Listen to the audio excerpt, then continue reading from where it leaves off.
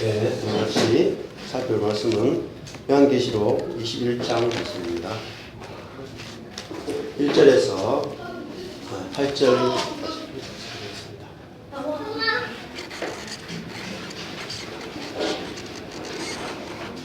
요한계시록 21장 1절에서 8절 말씀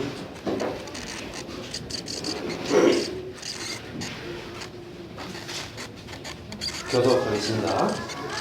또 내가 새 하늘과 새 땅을 보니 처음 하늘과 처음 땅이 없어졌고 바다도 다시 있지 않더라.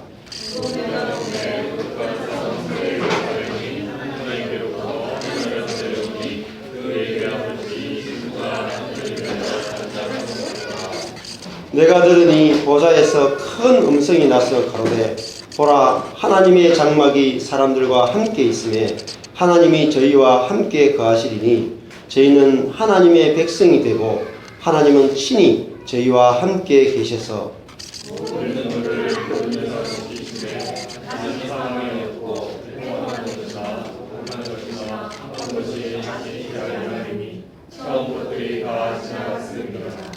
보좌에 앉으시니가 가라사대 보라, 내가 만물을 새롭게 하노라 하시고 또 가라사대 이 말은 신실하고 참되니 기록하라 하시고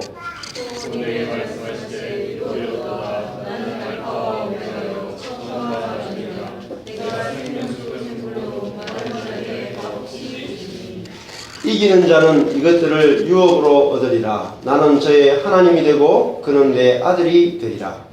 그러나 두려워하는 자들과 믿지 아니하는 자들과 흉악한 자들과 살인한 자들과 신의를 행한 자들과 술객들과 우상 숭배자들과 모든 거짓말하는 자들은 불과 여왕으로 타는 못에 참여하리니 이것이 둘째 사망이니라. 오늘 요한계시록 21장은 22장까지 이제 계시록이 마무리됐는데 21장이 검은색 B로 되어 있고 22장이 6절부터가 검은색 A로 되어 있습니다. 거의 결론 부분이라고 할 수 있습니다. 21장이 대칭을 이루는 곳이 어디냐면 요한계시록 앞부분에 2장에 있죠. 요한계시록 2장하고 3장이 검은색으로 B가 되어 있어요. 한번 보시면은 요한계시록 2장, 3장하고 요한계시록 21장이 21장하고 대칭을 이루어요. 그러니까 요한계시록 2장, 3장이 무슨 내용이죠? 한마디로 하면은 7교회 이야기잖아요. 7교회 이야기. 그리고 21장이 지금 뭐가 나옵니까? 새 예루살렘이 나오죠. 그 두 개가 대칭을 이루고 있단 말이죠. 그러면은 요한계시록을 볼 때도 그렇고 성경을 볼 때 아주 중요한 그 성경 해석의 단초가 되는 것보다는 대칭적 구조라는 거죠. 그래서 앞부분에 나왔던 7교회 이야기가 이 땅에 있는 교회 이야기를 했어요. 그리고 21장에 보면은 하늘의 예루살렘이 새 예루살렘이 땅으로 내려오는 걸 볼 수 있습니다. 그래서 그 7교회가 사실은 어떤 교회냐면은 새 예루살렘이라는 거죠. 새 예루살렘. 그거를 지금 보여주고 있습니다. 이게 아주 중요한 대칭적 구조죠. 자, 그래서 요한계시록 21장을 해석할 때도 그렇고 요한계시록을 해석할 때 제일 중요한 것 중에 하나가 요한계시록이 묵시다라고 이야기했습니다. 묵시. 그래서 반드시 해석이 필요한 책이다 이렇게 말씀을 드렸고요. 그리고 이 새 예루살렘이 무엇이고 새 하늘 새 땅이 무엇인가 하는 것도 성경에서 가장 중요한 주제 중에 하나입니다. 그래서 오늘 이 말씀을 볼 때에 먼저 대칭을 보는 것이 아주 중요합니다. 그래서 제일 큰 대칭은 7교회와 이 새 예루살렘이 대칭적인 구조를 가지고 있고 자, 그러면은 이게 무슨 말이겠습니까? 2절에 보면은 거룩한 성, 이 성이란 말은 그 도시, 폴리스라고 할 수 있는데요. 거룩한 도시, 새 예루살렘이 하나님께로부터 하늘에서 내려온다. 자, 이 거룩한 성, 거룩한 도시 새 예루살렘이 지금 요한계시록에서는 무엇이라고 지금 말씀하고 있을까요? 네. 교회라고 이야기하고 있는 거죠. 교회. 네. 이게 아주 중요한 단서입니다. 지금까지 보통 우리가 요한계시록 이 21장을 읽으면은, 여러분이 21장 읽으면은 새 예루살렘이 내려온다 그러면은 딱 생각나는 게 무엇입니까? 제일 먼저 딱 떠오르는 게. 네. 안 읽어본 적이 없어요. 새 예루살렘이 하늘에서 내려온다 그러면 보통은 딱 생각할 때 뭐라고 생각하시죠? 네? 네, 천국 생각하죠. 천국. 보통은. 그렇지 않습니까? 우리가 죽어서 갈 천국. 네. 우리가 죽은 다음에, 혹은 예수님 재림한 다음에 이루어질 미래의 천국이거나 또 하늘에 있는 천국을 상상한단 말이죠. 그런데 물론 그렇게도 볼 수 있지만 여기서 지금 중요하게 지금 요즘 신학자들이, 요즘 성경 해석하는 분들이, 이필찬 교수도 그렇고 송태근 목사님도 그렇고 많은 분들이 지금 요한계시록 21장을 해석하면서 이 새 예루살렘을 무엇으로 해석하느냐? 교회로 해석하고 있다는 거죠. 이거는 굉장히 충격적인 것이라고도 할 수 있어요. 왜냐하면은 자, 새 예루살렘이 교회라면은 어때요?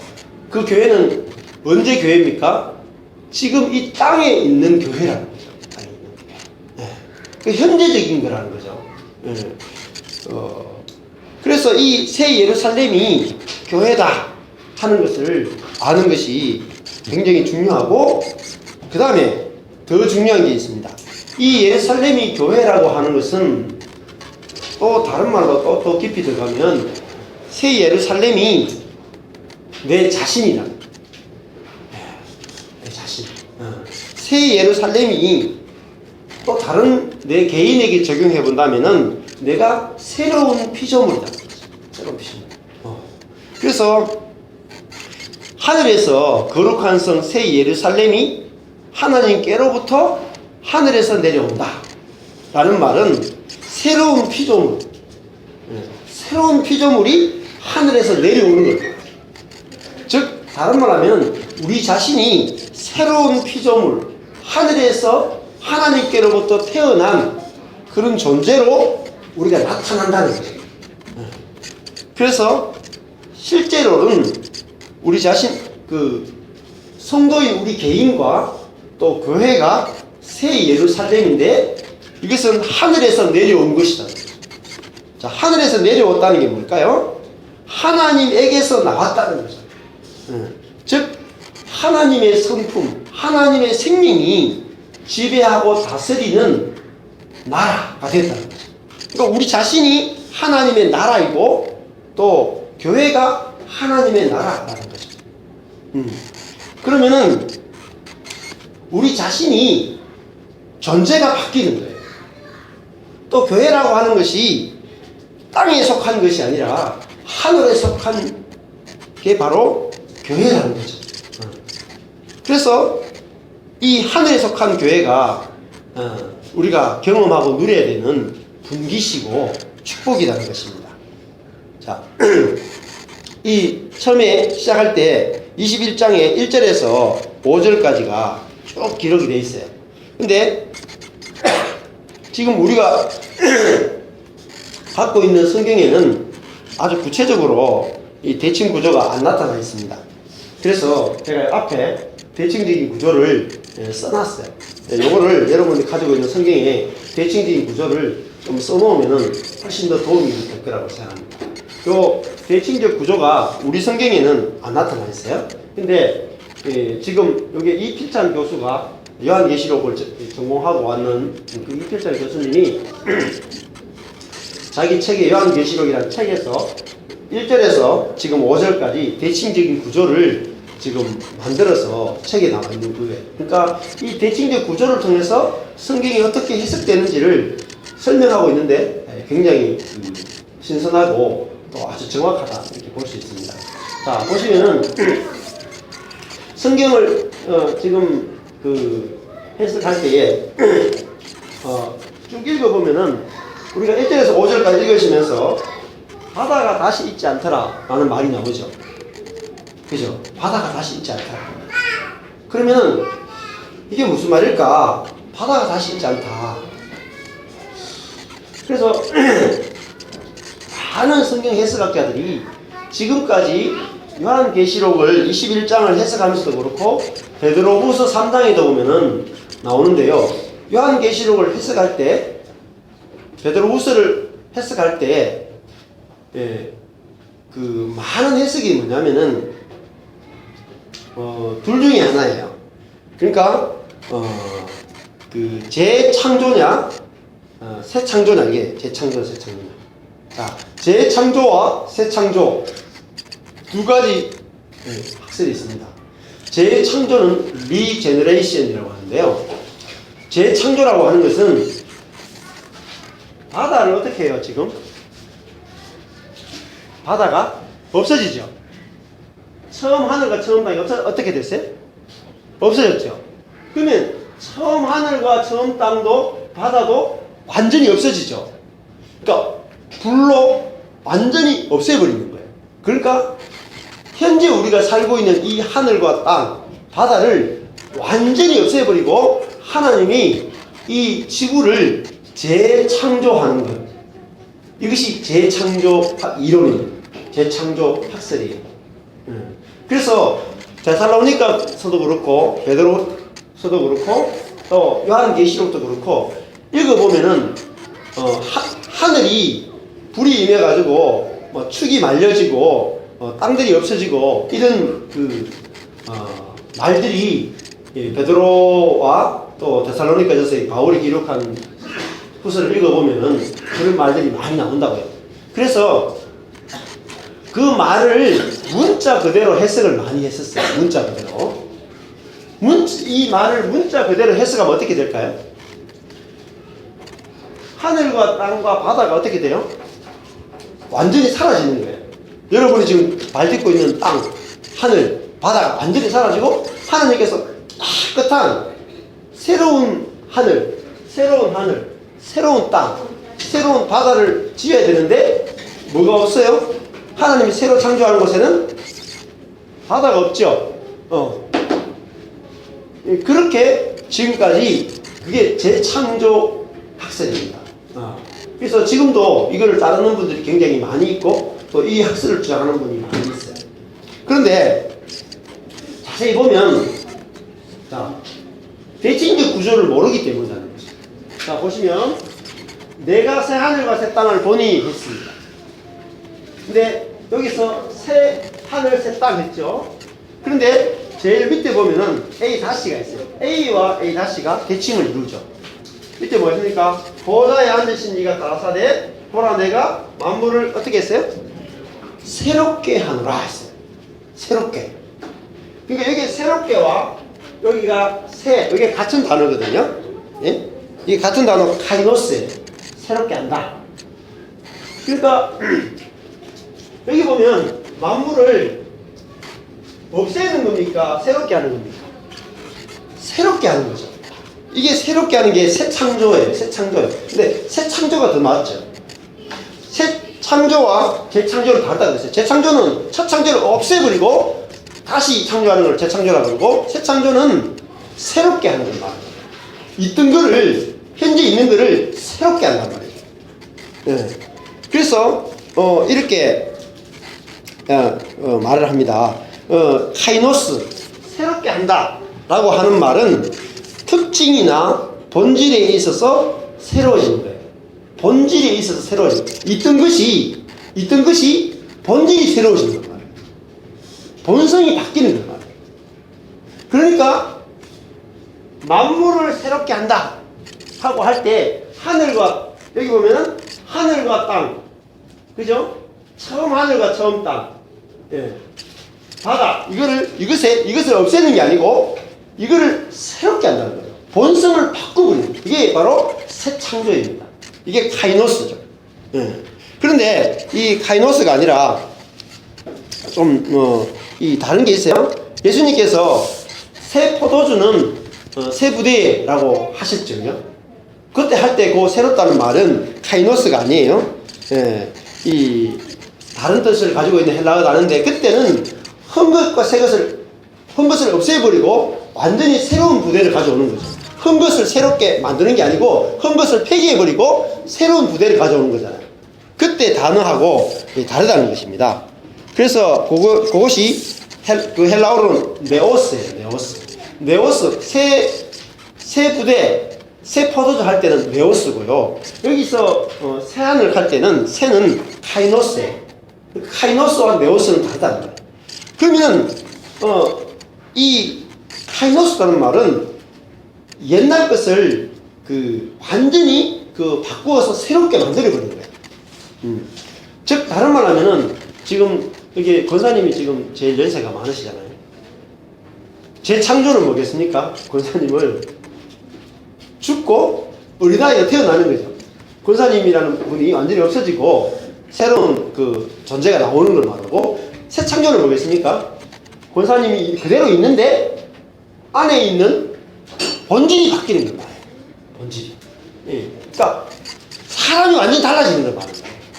똑같은 사람인데 뭐죠? 본성이 바뀌는 거예요. 그것이 바로 새 창조입니다. 그래서 지금 이 요한계시록 21장이 어떤 장이냐면 신약의 결론이란 말이에요. 그러니까 신약의 결론이라는 말은 하나님의 창세기부터 시작된 하나님의 계획, 인간을 창조하신 하나님의 계획과 하나님의 목적이 뭐예요? 요한계시록 21장에 오면 뭐가 돼요? 완전히 꽃이 피고 열매를 맺어서 하나님이 인간을 창조하신 목적이 완전하게 드러나는 곳이 어디냐면 창세기 21장 22장. 그래서 이곳에서 하나님의 그 목적과 계획을 우리가 잘 알 필요가 있습니다. 그리고 그 다음에 또 하나 더 살펴볼 것이 6절에 보면은 또 내게 말씀하시되 이루었도다 이렇게 했어요. 이루었도가 기노마예요. 다 이룬 거죠. 뭘 이루었습니까? 하나님의 목적과 계획이 이제 완전하게 성취됐다는 거예요. 하나님이 처음에 에덴 동산에서 사람을 만드신 목적, 우주 만물을 만드신 목적이 지금 완성되었다는 거예요. 완성. 그래서 예수님께서 십자가에 죽으실 때도 뭐랬습니까? 다 이루었다 하고 죽으셨죠. 그 말씀이 바로 21장 6절에 이루었도다 하고 하는 말씀하고 같은 말씀이에요. 예수님이 무엇을 이루으셨냐면 나는 알파와 오메가요 처음과 나중이다. 자, 알파 오메가는 헬라어로 첫 글자와 마지막, 우리가 기역에서 히읗 하는 기역과 히읗이다 하는 것과 똑같아. 그러니까 예수님은 하나님께서 이 21장에 와서 처음과 마지막이다 이렇게 말하거든요. 그러니까 이 무슨 말이냐면 이 말을 또 해석해 보면은 나는 시작한 일은 끝마친다 이 뜻이에요. 내가 인간은 어떤 목적을 가지고 창조했는데 그 목적을 지금 완성한다 이 뜻이에요. 완성한다. 그러면은 하나님이 처음에 온 우주 만물을 만들고 사람을 만드신 목적이 뭐냐 이거죠. 그 목적이 무엇이고 그 목적이 어떻게 성취됐느냐, 그것이 제일 중요한 게 뭐냐면은 카이노스라는 거예요. 새롭게 한다. 새롭게. 네. 그러면은 생각해 보세요. 재창조 이론을 가지고 보면은 하나님이 처음에 사람을 만들었는데 생명나무를 목도로 만들었는데 선악을 알게 하는 나무를 먹었죠. 그러니까 사람이 부패하고 타락해서 선악의 지식을 가지고 자기가 하나님 자리에 앉아가지고 남을 판단하고 남을 죽이고 남의 피를 흘리는 짐승과 존재가 되어버렸어요. 그런데 그 존재를 재창조는 뭐냐면 죽여버린다는 거죠. 없애버린다는 거죠. 물로 다 썰어 불로 완전히 끝내버린다는 거죠. 그리고 끝내버리고 새로 창조해야 된다는 거죠. 자, 그러면 이 재창조는 무슨 문제가 생기냐면 하나님이 처음 창조한 것이 실패가 돼요, 성공이 돼요? 하나님의 계획과 하시는 일이 사단이 승리한 것입니다. 사람이 선악과를 먹은 그 사람을 완전히 폐기해버린다면 사단의 승리가 된단 말이에요. 그래서 하나님께서 선악과를 먹은 그 사람을 새롭게 해야지 하나님이 이기시는 거예요. 그래서 이 새 창조가 훨씬 더 성경적이라는 거죠. 그래서 우리가 21장을 읽으면서 새 창조라고 하는 관점에서 성경을 읽고 해석하지 않는다면은 우리가 온전한 해석이 될 수 없고, 새 창조를 가지고 해석한다면 오늘의 본문은 상당히 지금까지 우리가 일반적으로 해석했던 것과는 다르게 해석될 수 있다는 것입니다. 자, 그러면 이 새 하늘과 새 땅은 어떻게 만들어지는 거냐면, 우리 존재가 달라져야지 어떻게 돼요?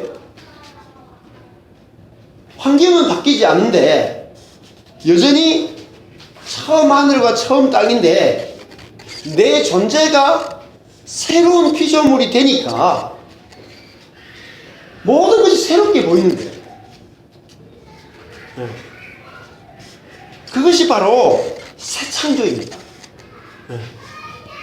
똑같아. 내가 만나고 있는 남편, 아내, 자식, 내가 겪고 있는 환경, 교회, 모든 것이 다 바뀐 게 하나도 없어. 그죠? 그런데 이것이 뭐죠? 내 자신의 본성이 바뀜으로 말미암아 모든 것이 새로워 보이는 거예요. 근데 날마다 새로워 보이는데 어떻게 새로워 보이냐면 내 존재가 날마다 바뀜으로 모든 것이 날마다 새롭게 보이는 것입니다. 그래서 생수의 강이 흐르는데 지금 오늘 6절에 보면 내가 생명수 샘물로 목마른 자에게 값없이 주겠다 했죠. 생명수 샘물을 목마른 자에게 값없이 준다. 생명수 샘물을 어디서 주는 겁니까? 여러분, 생명수 샘물이다 그러면은 딱 떠오르는 게 없습니까? 샘물, 우물가. 우물 아닙니까? 우물가. 요한복음이에요. 여기도 보면은 이 6절에 보면은 인용 구절이 보라라고 돼 있죠. 21장 6절에 보면 인용 구절이 처음과 바로 위에 보면은 보라라고 돼 있고, 요한복음 4장의 10절을 인용하고 있죠. 뭡니까? 우물가 여인의 이야기를 하고 있는 거죠. 그리고 7장 37절에 가보면은 누구든지 목마르거든 내게로 와서 마시라 이렇게 말씀하고 있어요. 그러면 사도 요한이 지금 생명수 샘물을 목마른 자에게 값없이 준다는 말은 바로 요한복음으로 가야 돼요. 요한복음에서 생명수 샘물이 어디서 나옵니까? 우리 배에서 나오죠. 생명수 샘물을 밖에서 마시는 것이 아니라 내 배에서 생명수 샘물이 흘러나올 것에 대해서 이야기하고 있는 거죠. 그래서 우리가 값없이 준다는 거죠. 목마르지 않다는 거예요. 이제 이 생명수가 뭡니까? 바로 생명나무입니다. 에덴 동산에서 4개의 강이 있고 에덴 동산 안에 생명의 강이 흐르고 있잖아요. 그거와 마찬가지로 내 배에서 생수의 강이 흘러나오고, 그리고 또 보면은 지난번에 요한계시록 19장과 20장 해석하면서 이 말씀들이 어디와 연결된다 그랬어요? 에스겔서와 연결된다 그랬죠. 에스겔서에 보면은 47장에 보면은 성전 문지방에서 생수의 강이 흘러나올 것에 대해서 이야기하고 있어요. 자, 그러면 그 성전이 무엇입니까? 바로 우리 자신이고 교회라는 거죠. 그러니까 교회 안에서 또 우리 자신 안에서 생명수가 흘러나올 것에 대해서 이야기해주고 있다는 것입니다. 여러분, 그러면 여기 21장 4절에 모든 눈물을 그 눈에서 씻기심에 다시 사방이 없고 애통하는 것이나 곡하는 것이나 아픈 것이 다시 있지 않다 했을 때 우리가 보통 일반적으로 어떻게 해석했습니까? 다시 사망이 없고 그러면은 보통 일반적으로는 우리가 어떻게 해석했어요? 영원히 죽지 않는다. 우리가 천국 가서 영원히 죽지 않고 우리가 영원히 산다. 우리 내 자아가 영원히 산다. 이렇게만 해석했어요. 그런데 이 본문이 지금까지 우리가 사망이라고 하는 단어를 우리가 다르게 해석했죠. 사망이 무엇이라고 그랬어요? 성경은 창세기부터,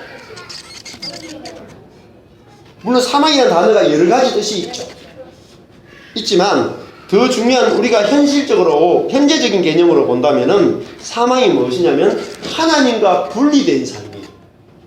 하나님과 분리되어서 내 자원으로 살아가는 삶이다. 그것이 사망이다. 자, 사망, 내 자원으로 살아가는 것이 끝나야 된단 말이에요. 그것이 사망이 없어지는 거죠.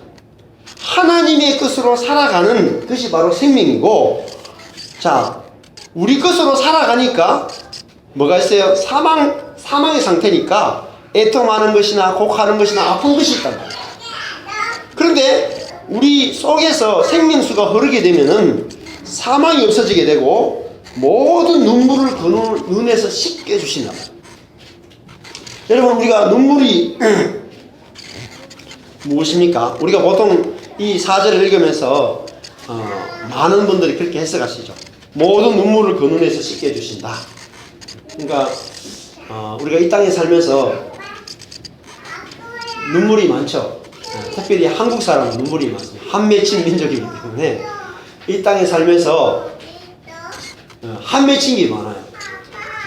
또 주님을 위해서 헌신하고 또 일사각오로 순교하고, 그렇기 때문에 주님을 위해서 고난받는 게 많단 말이에요.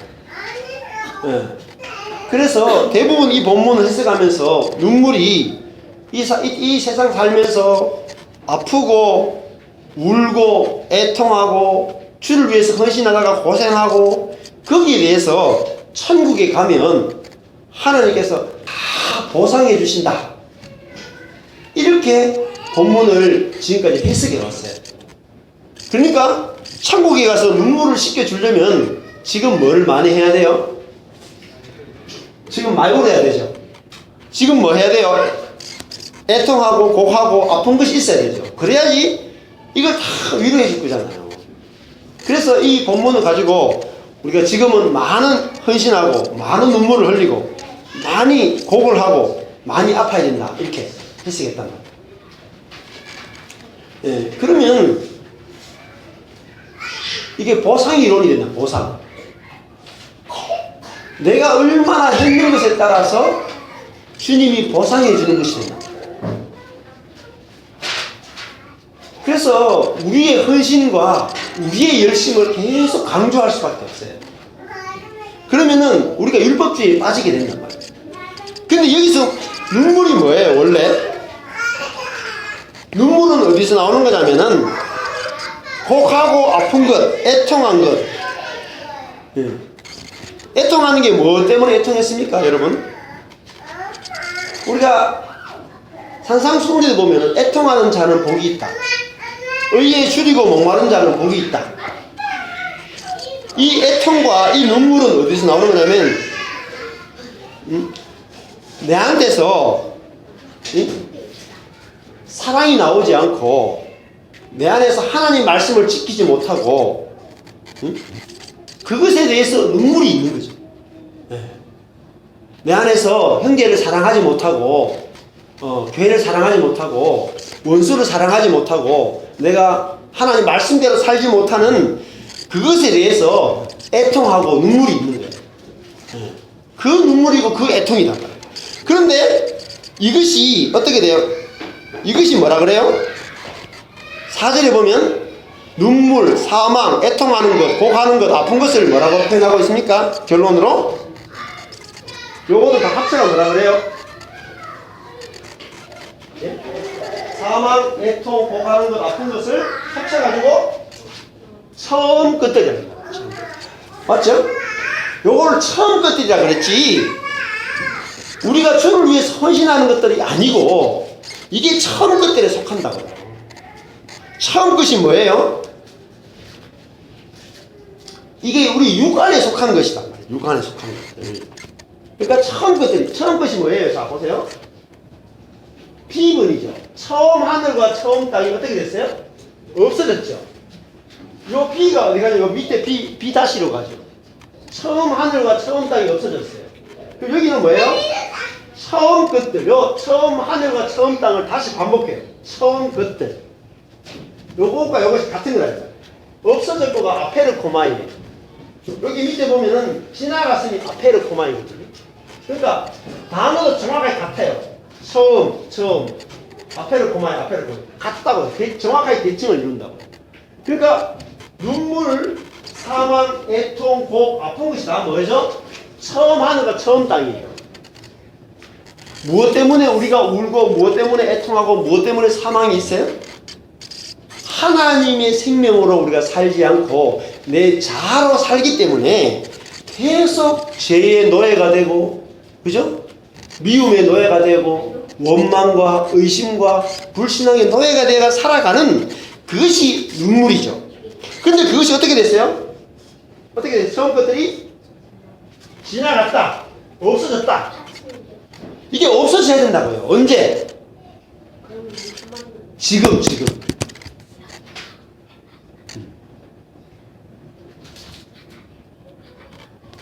지금 없어져야 된다.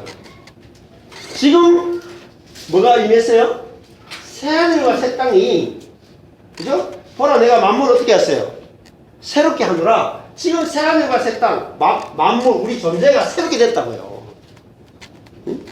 지금 현재를 이야기한다. 우리가 지금 예수님 오실 때부터 새하늘과 새 땅, 우리가 만물을 새롭게 하는 역사가 시작됐단 말이에요. 그러면 지금 내가 살아가는 이 땅에서 뭐가 없어져야 돼요? 눈물이 없어지고 사망이 없어지고 애통하는 것이나 곡하는 것이나 아픈 것이 없어져야 된단 말이에요. 현재적 구원을 지금 이야기하는 거라고요. 구원이 시작되는 거라고요. 종말에 그것이 완성되지만 현재부터 시작된다고요. 새롭게 되는 것이. 그런데 이것을 마지막 예수님이 재림하실 때 이루어지는 것으로만 한정해 놓고 이 땅에서는 불가능한 것으로 지금 이야기한단 말이에요. 아니에요. 이것이 다시 말씀드리면 21장에 새하늘과 새 땅이 앞에 뭐와 대칭을 이룬다 그랬어요. 요한계시록에서 2장 3장에 나오는 7교회 이야기하고 연관이 된다 그랬죠.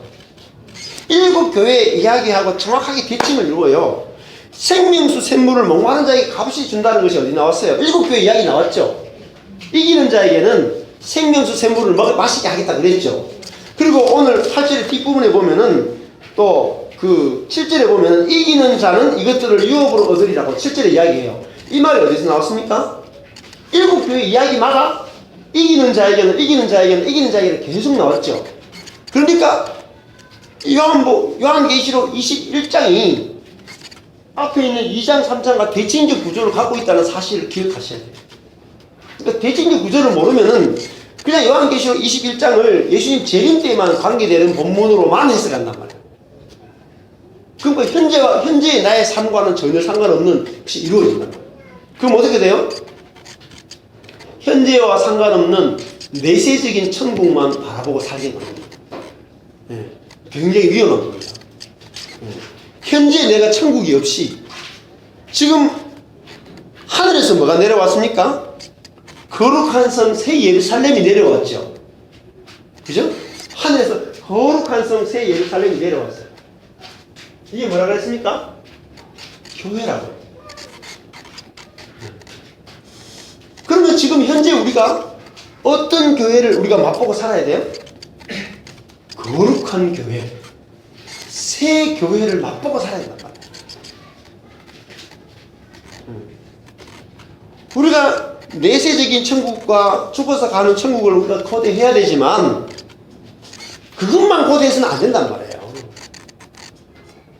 지금 본문이 계속 성경은 현재적인 이기는 자를 말한단 말이에요. 이기는 자. 완전히 새롭게 된 교회, 본성이 새롭게 된 교회. 그것이 우리에게 실제화되지 않는다면 의미가 없단 말이에요. 오늘 현재 우리가 새 예루살렘에 살고 있지 않다면 죽어서 새 예루살렘에서 눈뜰 가능성이 없어요. 그게 모든 신학자들이 하는 말이거든요. 하나님 나라의 현재성. 그죠? 이미 이루어졌다. 제일 중요한 게 이미 이루어졌다. 그러나 아직 완성되지 않았다. 이것이 모든 신학자들이 하나님 나라 천국에 대해서 하는 말이 이미 이루어졌다. 언제? 2000년 전에. 그런데 이미 이루어졌다는 그 말이 신학자들이 그렇게 말을 해도 실제화되지 않는다. 실제화. 이미 이루어진 것이 자라가야 되지, 이미 이루어지지도 않는데 죽어서 가는 천국만 계속 이야기하는 것이 한국교회라고요. 세계교회도 지금 마찬가지예요. 이미 이루어져야 돼요. 이번에도 이 거룩하신 새 예루살렘은 무엇을 마실 수 있는 곳입니까? 생명수 샘물을 마실 수 있는 곳이다. 생명의 강이 흐르고 생명수 샘물을 마실 수 있어요. 누가 마셔요? 서로에게 마시게 하는 거예요. 그 생명수 샘물이 어디서 나온다고 그랬어요? 성도들 한 사람 한 사람 배에서 나오는 거라 그랬죠. 그죠? 그러면 교회는 무엇입니까? 내가 옆에 있는 형제에게 뭘 줘요? 생명수 샘물을 주는 거예요. 형제가 형제에게 서로에게 생명수 샘물을 주어서 우리가 다 같이 그 생명수 샘물을 누리는 곳이다. 그럼 생명이 뭐냐는 거죠. 여러분, 생명은 바로 예수 그리스도가 바로 생명이십니다. 근데 예수 그리스도가 생명을 우리에게 어떻게 주세요? 자신을 찢어서 주시잖아요. 생명의 떡으로. 여러분, 요한복음을 다음에 할 기회가 있겠지만 요한복음에서 생명수가 뭐냐면 예수님 몸에서 십자가에 달리셨을 때 어떻게 됐어요? 마지막에 죽었을 때 옆구리를 탁 찔렀을 때 뭐가 나왔습니까? 물이 나왔죠. 피가 나왔죠. 그거를 생명수라고 해요. 그러면 우리가 그 예수님의 뭘 먹습니까? 예수님 옆구리에서 나오는 그 물, 그게 우리에게 생명수라고요. 근데 그게 무슨 말이죠? 예수님이 자신이 뭘 내놨어요? 우리에게 죽음을 내놨잖아요. 그게 뭐예요? 보세요. 예수님이 메시아로 오면은 어디에 앉아야 됩니까? 그렇죠. 왕이죠. 왕. 메시아라는 말이 왕, 제사장, 선지자잖아요. 그러니까 예수님이 메시아라서 왕을 하셨으면 보좌에 앉아가지고 뭐 해야 돼요? 통치하죠. 통치의 제일 중요한 수단이 뭐라 그랬어요? 재판. 보좌에 앉아서 메시아로서 모든 사람을 왕으로서 재판해가지고 가려내는 것이 메시아의 그 직무예요. 그런데 예수님이 보좌에 앉으신 것이 아니고 어디 가셨어요? 십자가에 달리셨죠. 달려가지고 로마 법정에 갔을 때 예수님이 재판석에 앉았어요? 죄인석에 앉았어요? 죄인의 자리에 앉았잖아요. 당신이 죄인의 자리에 앉은 것이 뭐냐면 우리에게는 생명이란 말이에요. 이분이 우리를 심판하러 온 것이 아니고 우리를 살리러 오셨단 말이에요. 그죠? 그러니까 예수님이 죄가 없는 분이잖아요. 우리가 죄인이잖아요. 우리 자신이 선악과를 먹고 하나님과의 관계에서 내가 하나님 되기 위해서 내가 하나님 자리에 앉아있는, 그러면 메시아가 오면은 내가 하나님 자리에 앉아있는 죄인이기 때문에 나를 어떻게 해야 돼요? 재판해야 되죠. 재판해서 나를 죽여야 돼요. 그런데 나를 죽이는 것이 아니라 자신이 재판석에 앉으셨고 자신이 재판을 받고 자신이 십자가에 달려서 자신이 몸에서 피와 물을 흘리면서 죽으셨단 말이에요. 그것이 뭐죠? 그것이 우리에게 생명이란 말이에요.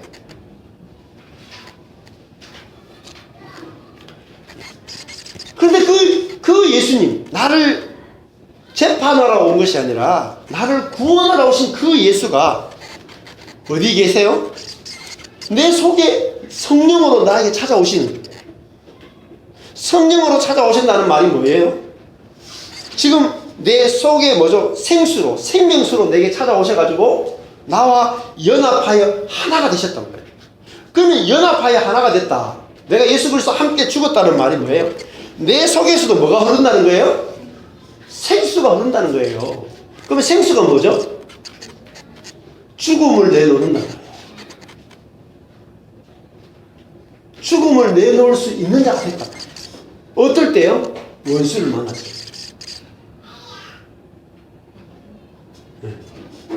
내가 사람과의 관계 속에서 상대방이 틀렸어. 100% 틀렸어. 그럴 경우 있죠, 그죠? 상대방이 100% 잘못했어. 그러면 내가 어디에 앉아야 돼요? 재판석에 앉고, 잘못한 상대방은 어디에 앉아야 돼요? 피고석, 죄인석에 앉아야 돼요. 그래서 내가 그 사람을 재판해버리면 뭐가 돼요? 내가 짐승인가, 짐승. 그걸 요한계시록에서 짐승이다.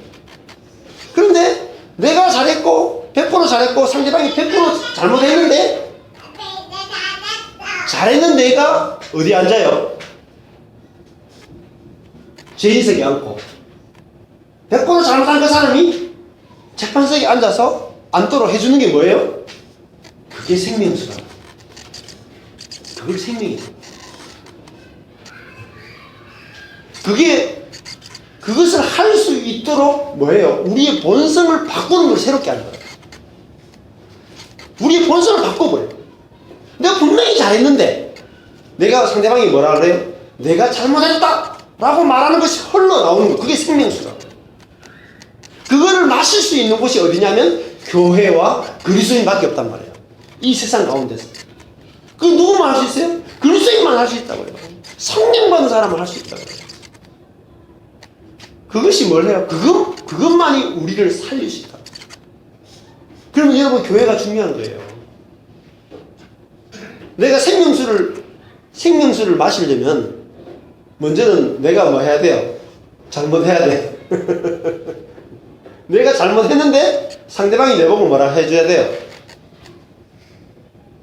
너 잘했어. 해줘야지 내가 생명수를 마시잖아. 그러면 내가 잘못했을 때 나한테 분명히 내가 잘못했는데 너 잘했어, 괜찮아, 아무 문제 없어, 이렇게 말해주는 생명수를 흘려보낼 수 있는 상대방이 있어야 되죠. 그 사람이 많아야 돼요. 그게 뭐예요? 그게 교회라. 그게 새 예루살렘이라. 그게 거룩한 성이라고.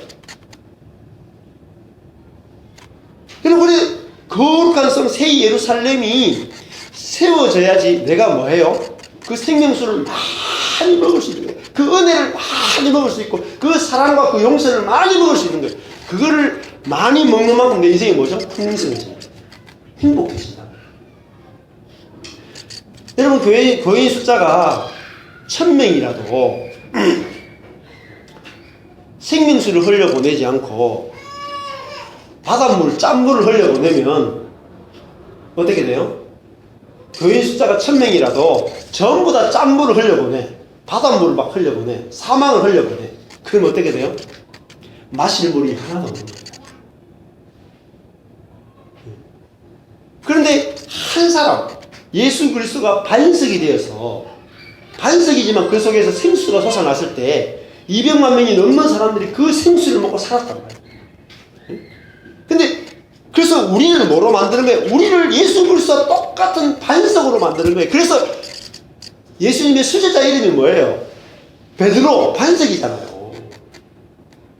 그 베드로가 반석이라는 말이 아니라 모든 그리스도인이 반석이 되는 거예요. 우리 속에서 뭐가 나와요? 생수가 흘러나오는 반석으로 만드시겠다는 거예요. 어떻게 해요? 그리스도와 우리를 연합하여 하나가 되심으로 우리를 그리스도와 똑같은 그리스도의 형상으로 우리를 만들어내시겠다. 그게 만물을 새롭게 한다는 거예요. 새롭게. 네가 이전까지는 짠물만 흘려내는 바다였는데, 너 죽은 자였는데, 네가 네 속에서 생수가 흘러나오는, 사랑이 흘러나오는, 원수 사랑이 흘러나오는 그런 존재로 새롭게 한다. 보라, 내가 만물을 새롭게 한다. 이것이 창세기 1장부터 계획하신 하나님의 목적이란 말이에요. 인간을 만드신 하나님의 목적이 지금 21장에 와서 다 이루었도다 하고 있다. 여러분, 우리의 삶이 생수를 흘려보내는 존재로 바뀌지 않고 우리 교회가 생수를 흘려보내는 교회가 되지 않는다면 하나님의 일이 실패한 거예요.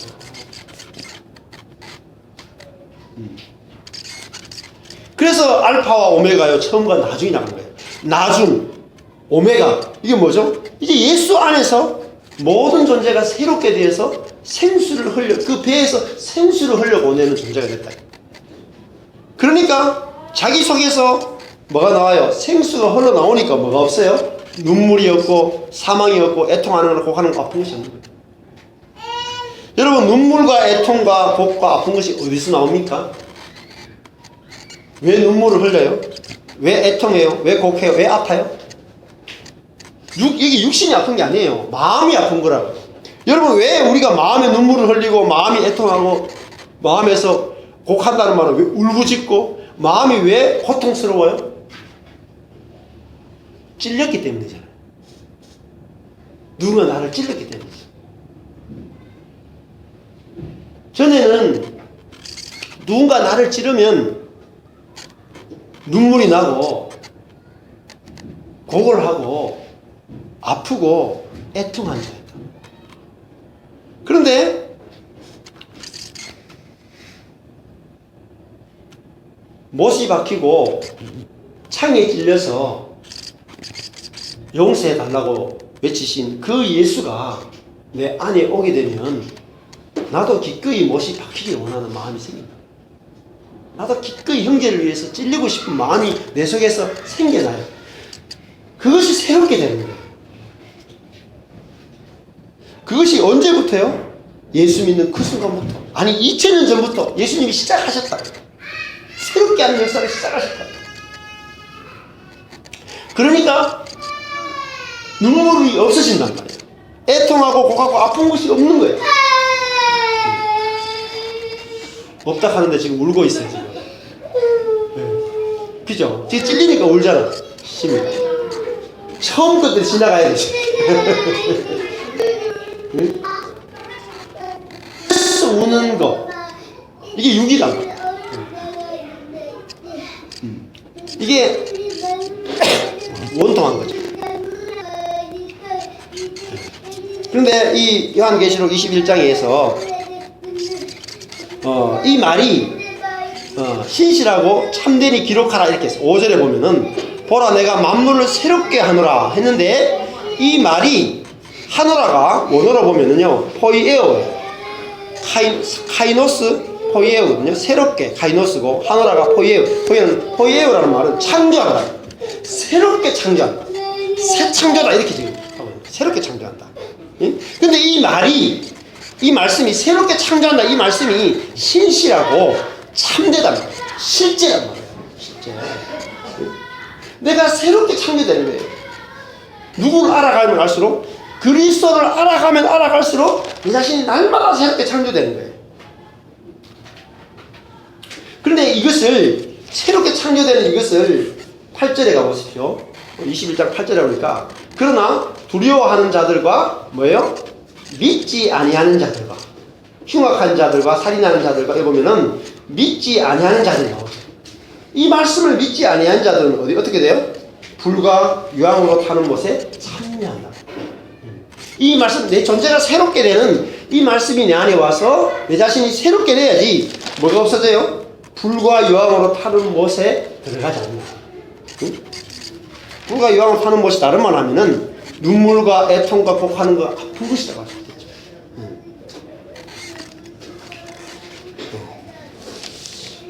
여러분, 그리고 이제 3절하고 5절에 보면은 같은 단어가 나와요. 보좌에 앉았다. 또 보좌가 나와요. 보좌. 보좌가 나오는데 이 보좌는 하나님이 앉아서 다스리고 통치하는 것이죠. 근데 이 보좌가 어디에 있는 보좌냐가 중요해요. 이 보좌가 20장 11절에 보면 크고 흰 보좌가 나오죠.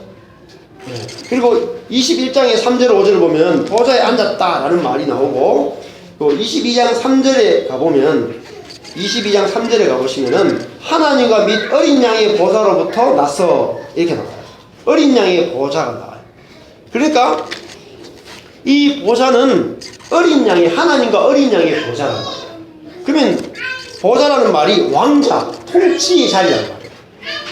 그런데 누가 앉아있냐면 어린 양이 앉아있죠. 어린 양이 다스린단 말이에요. 그러면 생각해 보세요. 사자가 앉아서 다스리면은 어떤 다스림이 나오겠어요? 사자가 앉아서 다스리면은 사자의 앉아서 다스리면 뭐가 나오겠어요? 어린 양의 특성과 어린 양의 생명과 어린 양의 본질이 나올 거라고요. 그런데 이 보좌가 어디에 있는 보좌냐면 성전에 있다. 하나님 보좌가 원래 어디 있었어요? 성전 안에 지성소 위에 있는, 그죠? 은혜의 보좌, 그 속죄소가 은혜의 보좌란 말이에요. 그러면은 이 보좌가 어디에 있는 보좌냐면 우리 안이, 내 영이 어린 양의 보좌라는 사실. 우리의 영이 어린 양의 보좌라는. 어린 양이신 예수님이 내 자신을 보좌 삼고 내 자신을 성전 삼아서 이제 내 안에서 나를 다스리는데, 이분이 어떻게 다스려요? 어린 양의 생명이 내 안에서 흘러나오도록 다스리신다. 이것이 바로 어린 양의 보좌예요. 이 어린 양이 우리 안에서 우리를 다스리고 연합돼서 하나 되어 다스리기 때문에 우리 안에서 계속 뭐가 나와요? 어린 양의 연약함과 어린 양의 낮아짐과 어린 양의 겸손과 어린 양의 온유함이 우리 속에 흘러나온단 말이에요. 그래서 누구를 살려요? 내 주변에 있는 많은 사람들을 살려낸단 말이에요. 그 온유함과 겸손함으로 많은 사람들을 살려내는 거예요. 자, 오늘 이 1절에서 5절까지 말씀을 정리해 보면은, 여기 A는 새 하늘, 새 땅 이야기했고, 같은 A-가 만물을 새롭게 한다 이야기했어요. 그리고 B가 처음 하늘과 처음 땅이 없어졌다. B-가 처음 것들이 없어졌다. 새롭게 되고 처음 것들이 없어졌다. 그리고 C가 바다가 다시 있지 않다 했어요. 그럼 바다가 뭐냐는 거죠? C와 C-가 같은 이야기를 하고 있다고 했죠. 그럼 바다가 뭐하고 대칭을 이루어요? 눈물, 사망, 애통, 곡하는 것, 아픈 것이 어떻게 돼요? 바다는 죽음이다. 여기 보면 다시가 있죠. 다시가 어디에 있어요? 또 다시 있죠. 다시 있죠. 있지 않다라고 어디 있어요? 있지 아니하리라. 있지 아니하리라, 있지 않다라. 같죠? 그러니까 C와 C-가 대칭을 이루고 있다는 사실을 알면은 바다가 뭐냐면은 눈물과 사망과 애통과 곡하는 아픈 것이다. 무엇입니까? 요한계시록에서 계속 바다를 말하고 있어요. 용이 나오는 곳이라 그랬죠. 짐승이 나오는 것이라 그랬죠. 즉 다른 말 하면서 하나님의 통치로부터 단절되어서, 그죠? 하나님의 생명이 전혀 없는 곳, 그게 바로 바다, 죽음의 상태라. 이것이 어떻게 돼요? 없어진다. 없어지고 어떻게 돼요? 이 전체 1절에서 5절에서 제일 중요한 게 뭐냐면 D 부분, A, B, C, D, A, B, C, D. D 부분이 제일 중요한 이야기를 하는 거예요. 뭡니까? 거룩한 성 새 예루살렘, 하늘의 교회가, 하나님 만드신 교회가, 하나님 만드신 성도가 하나님께로부터 하늘에서 내려와요. 그 예비한 것이 신부가 남편 위에 단장하는 것 같더라. 뭐죠? 신부죠, 신부. 교회, 우리 자신이 어린 양의 신부가 된다. 그럼 우리는 뭐죠? 우리도 어린 양이 되는 거예요. 어린 양으로서 남편 위에 단장한 이 새 예루살렘이 신부인 그리스도인을 성전한다. 내가 들으니 보좌에서 큰 음성이 나타나되 하나님의 장막이 사람들과 함께 있다. 하나님의 장막이 뭐예요? 성전이죠. 성전이 뭐죠? 사람들과 이게 함께 있어요. 하나님이 내려왔으니까 하나님 어디에 있어요? 이 땅에 계신 거예요. 근데 이 하나님이 사람들과 함께 있다는 말은 하나님이 이제 내 속에 들어와서 계시다는 거예요. 나와 완전히 연합하는 거예요. 어떻게 해요? 성령을 통해서, 예수 그리스도의 영을 통해서 하나님이 사람들 속에 오시는 거예요. 그래서 성령이 우리 속에 들어와서 뭐예요? 나를 완전히 나와 연합해 하나가 되는 거예요. 그래서 성령을 흘려보내는 존재가 되는 거예요. 자, 이것을 스티븐 맥베이가 이렇게 표현했어요. 그 커피 가루가 있어요. 그리고 여기에 컵 안에 물이 있어요. 커피 가루가 따뜻한 물을 만나가지고 딱 들어가면 어떻게 돼요? 그 물 안에 들어가면 커피가 되죠. 그러면 무슨 맛이 나요? 커피 맛이 나고 향도 커피 향이 나죠. 지금 하나님의 장막이 사람들과 함께 있다는 말은 하나님이 그리스도인 우리를 뭐로 만들어요? 성전 삼으시는 거예요. 그래서 하나님이 어디에 오세요? 우리 성도들 한 사람 한 사람 속에 오신단 말이에요. 성령으로 오신단 말이에요. 근데 성령이 어떤 분이에요? 어린 양이신 그리스도를 내 안에서 실제화시켜낸단 말이에요. 실제화시켜낸단 말이에요. 그래서 우리 자신이 예수님을 실제화시켜내는 게 뭐냐면 예수님의 십자가와 부활과 승천을 실제화시켜내는 거예요. 제일 먼저 십자가를 내 속에서 실제화시켜내는 거예요. 십자가가 뭐예요? 내가 옳은데 내가 죽는 거예요. 그걸 성령께서, 성령이 아니고는 내가 옳은데 내가 안 죽잖아요. 내가 옳은데 어떻게 죽어? 상대방이 분명히 틀렸는데. 성령이 아니고는 옳은데 죽을 수가 없어요. 틀렸을 때도 우리 옳다 하는 거예요. 그래서 하나님이 내 안에 들어오셔가지고 나와 연합되어 하나 되는, 그러니까 커피 가루와 물이 연합되어 하나가 돼야만 뭐가 돼요?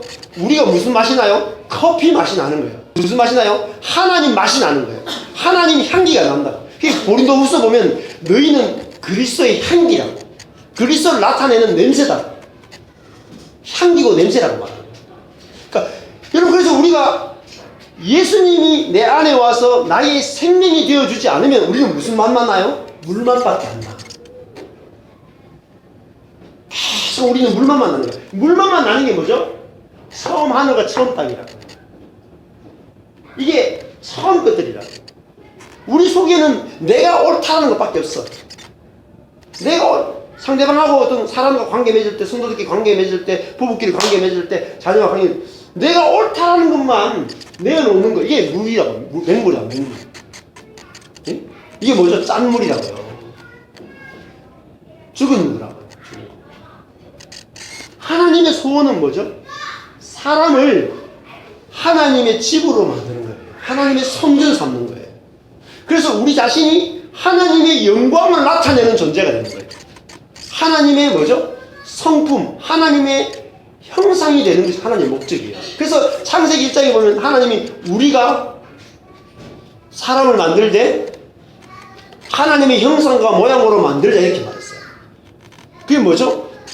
하나님과 사람이 연합하여서 하나님을 나타낼 수 있는 존재로 사람을 지었단 말이에요. 그 하나님이 처음에 인간을 만드신 목적이 성취돼야 돼요? 안 돼야 돼요? 반드시 성취돼야 돼요. 그래서 지금 21장에 보면 하나님이 사람과 연합하여서 하나가 되어서 사람인데 뭐 같아요? 하나님 같아요. 그게 성육신이죠.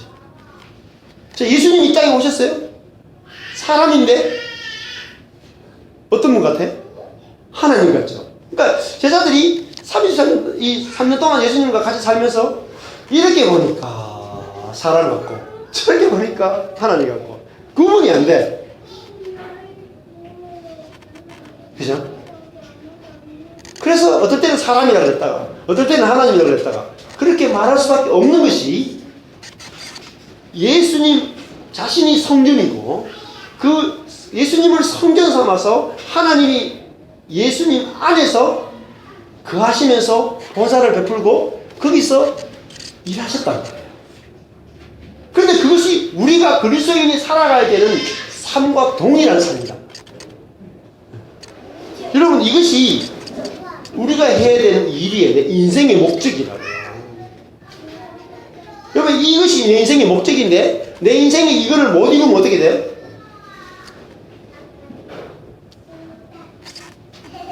처음 하는 거 처음 어떻게 돼요? 없어지고 그죠? 처음 것들이 다 지나가 버려요. 내 인생이 다 지나가 버려요. 내 인생이 없어진다.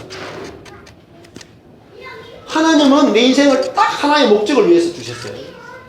하나님을 닮는 집, 하나님을 나타내는 인생. 이게 인생의 위임이라고 하는 거예요.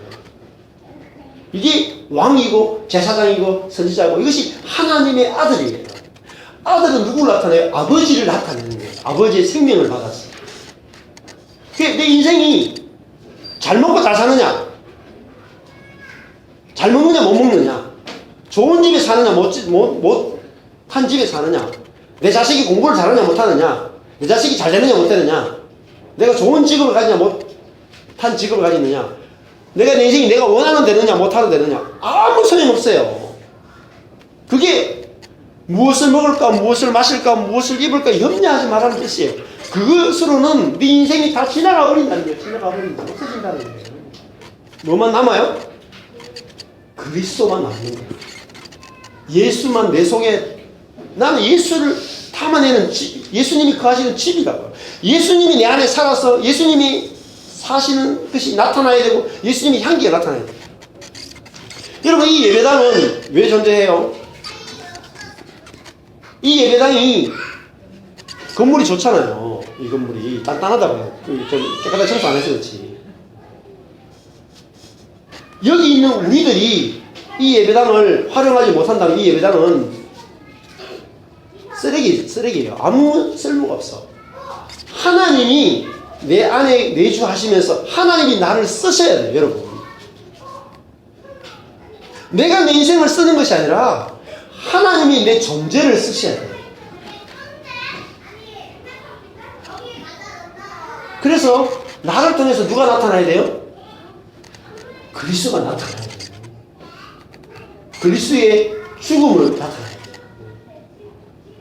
형제를 위하여 죽음을 내놔야 되고요. 아내를 위해서, 남편을 위해서 죽음을 내놔야 되고, 이웃을 위해서 내 죽음을 내놓을 수 있는 그것이 인생의 목적이라는 거예요. 그거를 전부 다 이 세상에서는 안 돼. 우리 죽어서 천국 가서 될 거야. 이게 위험해. 이번에도 그런 말씀이 있습니다. 로마서 말씀 가보시죠. 로마서에서 뭐라고 말씀하시는지 8장으로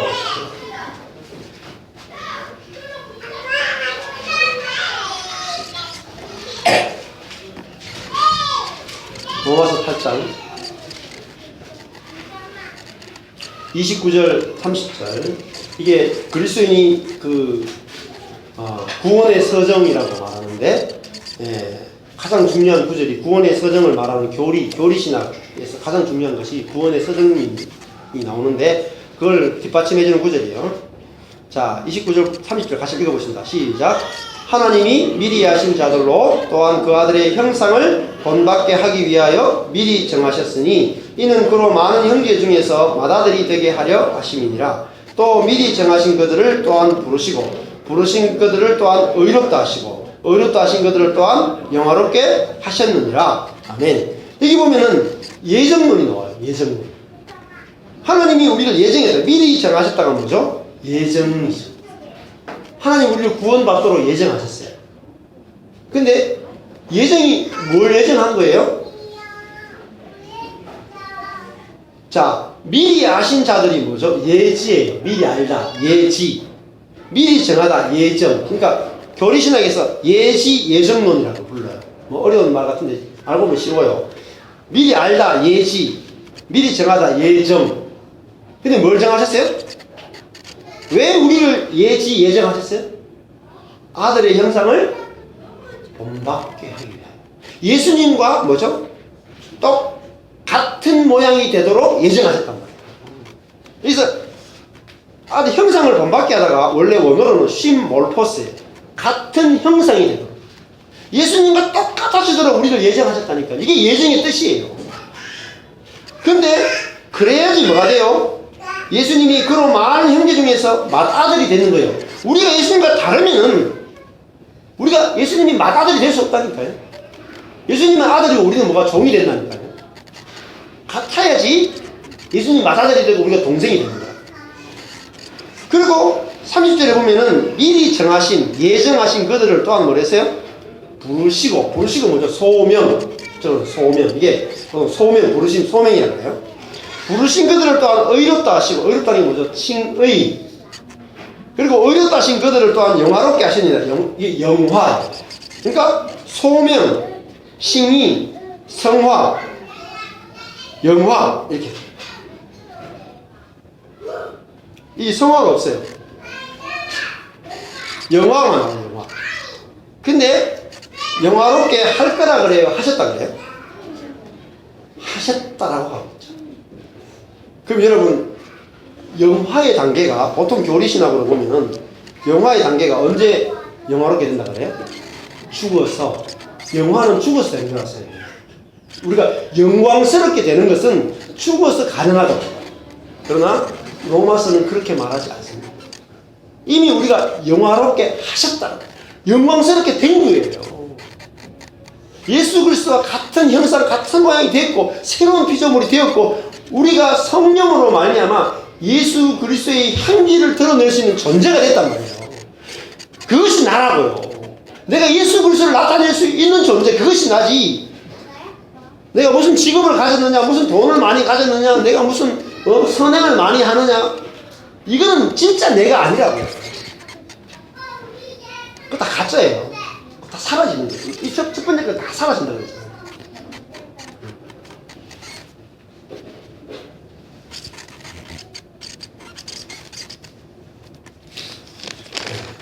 그래서 우리가 21장 8절에 7절 8절 결론을 듣습니다. 7절에 이기는 자는 유업을 받는데요. 이기는 자. 이 이기는 자는 그 반대되는 것이 8절에 나와요. 이 지는 사람들이죠. 즉 죽은 사람들입니다. 두려워하는 자들, 믿지 아니하는 자들, 흉악한 자들. 이게 다 살펴보려면은 시간이 많이 들어서 다 살펴볼 수 없고 행음자들이 나와요. 행음자들은 육체적인 행음을 하는 사람들이 아니에요. 영적인 간음이죠. 영적인 간음. 그리스도 외에 다른 것을 추구하는 것이 바로 영적 간음을 해요. 우리가 내 안에 그리스도만 오시면 커피 가루만 들어오면 커피 맛이 나잖아요. 그죠? 근데 이 컵이 안에 물이거든요. 물이 밖에 커피 가루가 있어요. 물이 커피 가루를 보고 나는 저 커피 가루를 닮아가야지 해보세요. 어떻게 될까요? 물이 커피 가루를 닮아갈 수 있습니까? 시간이 지나면 조금 닮아간 것 같아요. 물이 썩으면 좀 시큼해지면. 근데 물이 어떻게 커피 가루를 닮아갈 수 있습니까? 물이 커피가 되는 비결은 커피 가루가 들어와서 물과 연합하여 하나가 되는 길밖에 없어요. 이 길이 아니고 그리스도가 내 안에 와서 연합하고 하나가 돼서 그리스도의 향기가 나는 길이 아니라 내가 기도하고 금식하고 신앙생활 열심히 해서 내가 커피가 되겠다 하는 것들이 간음이다. 그것이 믿지 않는 것이다. 응? 그것이 실패하는 거다. 결론을 드리겠습니다. 이번 주에도 목사님들하고 화요일날 그 모임을 했습니다. 모임 한쪽에서 한 목사님 이렇게 말씀하셨어요. 친구 목사님인데 개척교회 30년 하셨어요. 성도가 1000명이 넘어요. 그 이제 연세가 67세, 8세 되니까 이제 1, 2년 안에 은퇴를 해야 되죠. 은퇴하려고 하는데 개척해서 30년에서 1000명이 넘었으니까 얼마나 잘했겠어요. 성도들이 다 목사님 하면서 다 100% 순종하고 그렇게 30년을 지내왔어요. 근데 은퇴하려고 하니까 그 장로님 한 분이 찾아오셔가지고 이렇게 말했어요. 목사님, 우리가 얼마나 힘들었는지 아십니까? 목사님 말씀에 순종한다고 너무너무 힘들었습니다. 그렇게 이야기를 다 탁 내놓는 거예요. 그러니까 목회 30년 결론이 뭐냐면 성도를 힘들게 했다는 거예요. 그래서 원로 목사가 돼야 되는데 은퇴하고 월급의 한 반 정도를 받고 한 20년 정도 이렇게 지낼 수 있는 게 원로 목사예요. 근데 원로 목사가 못 되는 거예요. 그러니까 은퇴할 때 그 성도들 속에서 뭐가 나왔어요? 속에서 발톱이 착 나오고 짐승의 발톱이 착. 목사님도 뭐 했어요? 어린 양을 한 명도 길러내지 못한 거예요. 10년 동안 1000명을 길러냈지만 실제 그 본성은 새롭게 되지 않았단 말이에요. 다 죽인 거죠. 살인했죠. 그게 오늘 말씀에도 살인자더라고요. 살려낸 것이 아니라 죽인 거라고요. 그래서 그분이 지금 정신과 약을 드시는 거죠. 대책이 안 쓰는 걸 자기 인생이. 보시죠.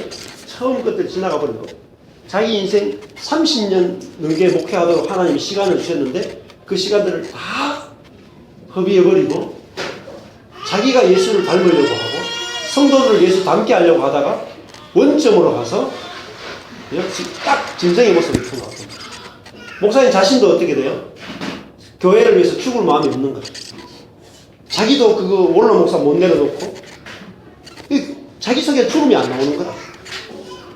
경건이 안 나오는 거예요. 그러니까 또 한 분이 또 이야기하는 거예요. 포항에 계신 목사님인가요? 내가 우리 근처에 목회 하신 40년 목회한 분 계세요. 40년 목회. 근데 성도가 은퇴할 때 되니까 목사님이 뭐 원로 목사가 되건 뭐 어떻게 되건 아무것도 개입하지 마시고 목사님은 조용히 계십시오. 조용히 나가라는 거죠. 한 말 하지 말고. 우리 힘들었다. 목사님 밑에서 꼼짝도 못하고 지금까지 힘들었으니까 그냥 나가시라. 어디에 앉아있었죠? 이 두 분의 목사님이 안타깝게도 앉아있던 보좌는 짐승의 보좌에 앉아있었어요. 그러니까 밑에 있는 사람들은 전부 다 짐승의 통치를 받았기 때문에 30년, 40년 너무 괴로웠다. 그러면은 그렇게 할 수밖에 없어요. 만약에 이 교회가 새 예루살렘은 어린 양들의 잔치예요. 발톱이 다 빠지고 이빨도 다 빠지고 손톱도 빠지고 어린 양이 되어서 내가 하나님과 사람 앞에 아무것도 아닌 존재라고 하는 예수님의 그 마음이 우리에게 부음받아서 우리가 상대방에게 끊임없이 내 죽음을 내놓을 수 있는 그런 사람이 새로운 비전을 그것이 바로 생수거든요. 서로가 그걸 주고 마실 수 있어야 돼요. 그거를 서로가 주는 만큼 행복하다. 그래서 사람이 많아야 돼, 교회는. 뭐죠? 만났을 때 서로에게 이 자기의 죽음을 내놓을 수 있는 사람. 이번 주에 화요일에 대구 평신도 모임에 그 집사님이 그런 간증을 지난번에 했잖아요. 교통사고가 났어요. 네, 이번에 명절에 포항에 내려가고 있는데 차를 딱 서 있는데 새 차거든요. 뽑았는 카니발. 근데 뒤에 와가지고 모하비 차가 와가지고 딱 서 있는데 한 60 내지 70km 정도로 와서 그냥 그대로 박았는데 쾅 박았는데 세 사람이 타고 있었는데 그대로 박았는데 다행히 세 사람이 안 다쳤어. 그러니까 신기하게도 문을 열고 나와서 보니까 범퍼만 조금 들어갔고 사람도 다 말짱한 거다. 그래가지고 이 집사님이 딱 나오자마자 그 박은 사람한테 딱 가서 뭐라 그랬는지 아세요? 우리 같으면 어떻게 했어요? 이 사람 미쳤나 하고 난리 안 났겠어요. 사람 죽이려고 하나. 근데 이 집사님이 뭐라 했더라. 딱 가더니 그런 말 한 게 아니고 정말 세게 박았네요. 정말 놀랐겠습니다. 상대방한테 많이 놀라셨죠. 내가 놀랐는데 사실. 그게 뭐예요? 근데 뭐 기사님께 내가 그렇게 해야지 한 게 없단 말이에요. 딱 박았는데 나갔는데 그냥 본성에 의해서 커피 향이 나간 거예요. 커피 향이. 그래서 향이 나는 거예요. 그래서 아유 많이 놀라겠어요. 그러면서 아무 걱정하지 마세요. 상대방을 안심시키는 거야. 내가 지금 바뀌는데. 그러놓고 안녕히 가시라고. 그래가 처리하는데 차 뒤에 이제 꽝 박았는데 나중에 가보니까 이 뭐 이렇게 들어가는 곳이 있고 그래가지고 안 그러면 그냥 넘어가려고 했대요. 근데 좀 들어가는 게 있어가지고 어쩔 수 없이 이제 범퍼를 가리는데 오른쪽인가 후미등인가 이게 조금 다른 거 박아가지고 문제가 있었는데 그 고치는 분이 이번에 박아서 그렇게 된 걸로 치고 이것도 합시다 하는데 집사님이 양심이 찔려가지고 그건 제가 돈 계산하겠습니다 하고 상대방한테는 최소한만 한 거예요. 그리고 걱정할까 싶어가지고 전화해가지고 걱정하지 마시라고. 이게 뭐죠? 이게 생명수라고. 생명수. 그래서 제가 이렇게 말했습니다. 그때 누가 복을 받았죠? 받은 분이 복을 받았죠. 그렇게 받고도 최소한만 손해를 봤잖아요. 근데 더 큰 복을 받은 사람 누구예요? 박힌 분이에요. 박힌 분. 왜 그러냐면 집사님 속에서 생명수가 샘물이 흘러내잖아요. 상대방을 살리고 싶은 마음이 노력하지 않은데도 불구하고 상대방을 살리고 싶은 마음이 나와요. 그게 바로 생명수 샘물이다. 그게 바로 새 예루살렘이고 그것이 바로 교회란 말이죠. 그래서 올 2018년 한 해 동안에 가정과 여러분의 가정과 또 교회와 우리 각자 속에서 생명수 샘물을 우리가 맛볼 수 있게 되기를 주님의 이름으로 축복합니다. 한 말씀만 더 하죠. 우리 이번 주 화요일 날 우리 그 나눔 하는데 그 진사모가 이렇게 이야기했어요. 지난주가 요주에 그 현현장 이야기 좀 했어요. 자기가 도전을 받았대요. 그러니까 현현장의 남편이 아직도 안 바뀌고 있잖아요. 그래서 언제나 저 인간이 바뀌려나, 언제나 저 인간이 바뀌려나, 우리 그렇게 생각할 수 있잖아요. 근데 현현장이가 뭐라 했냐면은 남편이 바뀔 때가 오지 않은 거 보니까 아직 내 때가 이르지 않은 것 같아. 내 때가 뭐예요? 내 안에서 생수가 흘러나는 때죠. 상대방을 위해서 더 큰 죽음을 흘려보내는 때가 아직 오지 않은 것 같다. 내 죽음이 아직 부족한 것 같다. 이렇게 고백한 거예요. 그랬더니 그 진영미 사모가 눈이 번쩍 뜨이는 거야.